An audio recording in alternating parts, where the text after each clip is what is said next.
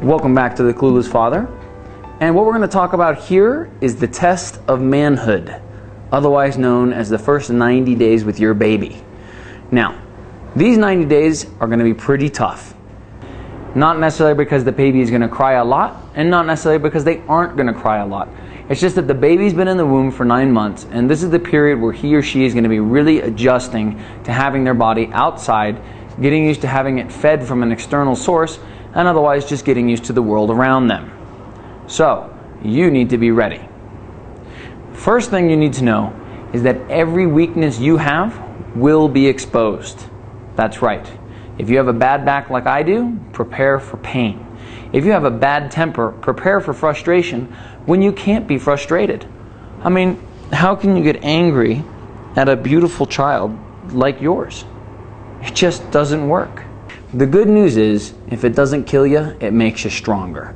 And the period is going to be over after 90 days. So, just remember, you're going to be tested. Another thing to think about is if you had a cesarean birth, you're pretty much going to be stuck with the whole load for the first couple weeks. Mom is going to be really sore and in pain, so you really need to take the load and do the feeding, do the changing, and all those other things. Mom can help, but remember, she's recovering from a pretty major surgery. So don't complain about it. Be a man, man up, and get in there, change the diapers, feed the baby, help the baby sleep.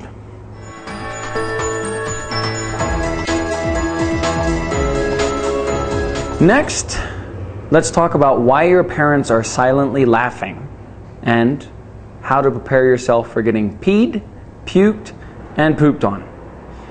A child is going to be letting out a lot of liquids over the next 90 days, and actually until they grow up. So you need to get used to it. First off, if you're wearing something that you don't want to get peed, puked, or pooped on, it's a mistake, because it's going to happen. So don't get angry about it. If you wore it and you held your baby, expect it to happen. Next thing, don't stand in the line of fire while changing diapers. If you're standing directly in the line of fire of your baby's butt, be prepared when they pee or poop on you. Sometimes that can come out at some fairly high velocities. Next, make sure that you have paper towels around the house, because when the liquids come out, there's not much you can do about it. That'll help. Don't get frustrated about it, okay?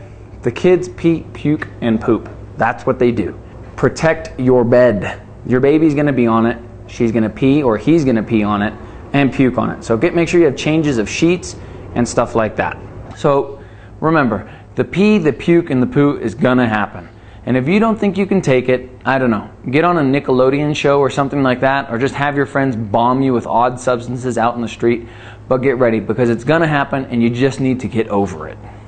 Be a man. This is the test of manhood.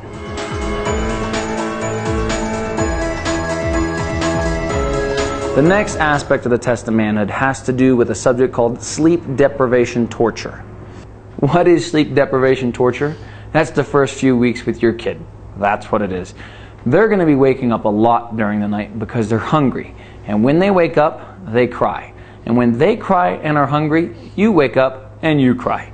No, not really. But it can be really exhausting, particularly for the first few weeks. So you just want to make sure that you know what's going to be happening. The first and probably the most important thing to remember is that you and mom are a team. So you and mom need to settle some agreements in terms of how does this work and what the teamwork is going to be. You can't just dump it all on her. That's not fair. So discuss it with her. Maybe it is that you go get the food ready and bring it to her, and she feeds the baby.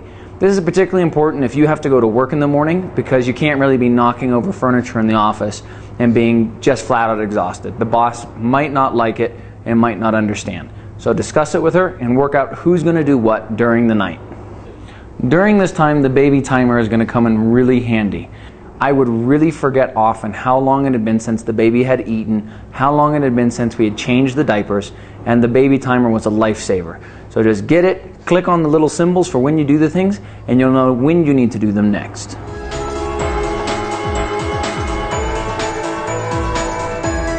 Now, there are things that you can do to help the baby sleep longer.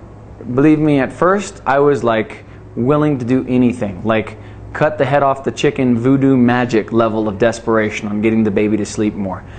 You know, there's old wives' tales that if you wash them with lettuce leaves in the bath that they'll sleep longer. That didn't work, but I did try it. However, there are things that do work. Your baby swing comes with nature sounds and rocking motions, and this will often help get the baby to sleep faster. The only thing you want to remember is that once the baby is asleep, turn it off. Otherwise, they're going to get sleep motion addicted, which means they won't be able to sleep unless they're in motion, which doesn't really work a lot, and it can get very frustrating for the parent who wants to put the child down, and the child wakes up every time they stop moving. A thing that makes the nighttime feeding frenzy easier is if the fridge is ready to go. I've said it elsewhere, but I'll say it again. Make sure that you at least have 5 full bottles in the fridge before you go to sleep every night. That way you can just easily wake up, get the bottle, and get back. If mom's breastfeeding, that could make it even easier if she's conscious enough to actually feed the baby. So have the bottles ready. Other thing to think about, the path to the kitchen. At 4 in the morning, after you've been woken up for the 3rd time and you haven't slept for almost 6 days, you're going to be doing what I like to call the zombie shuffle. And that's because you look, sound, feel, and smell like a zombie. You want to make sure there's not too much in the path that you can destroy or trip over, because you're going to have a hard time keeping your eyes open to find that fridge. Normally, mom is going to be taking a brunt of this load. And really, make sure you thank her for it. Leave her little surprises. Bring her flowers once in a while and stuff like that, because it's a tough job. I think you'd be pretty hard-pressed to find a guy that would want to have the job of a mom full-time. It is an exhausting job. So thank her for it.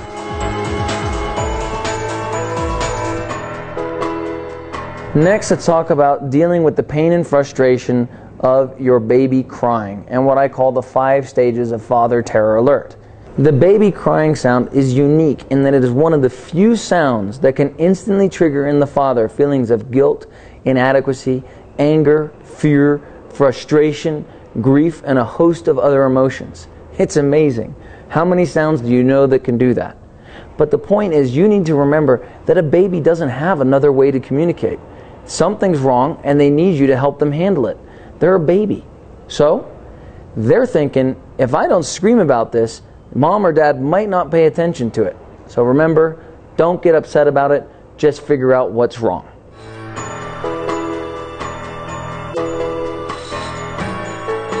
Crying goes in different stages.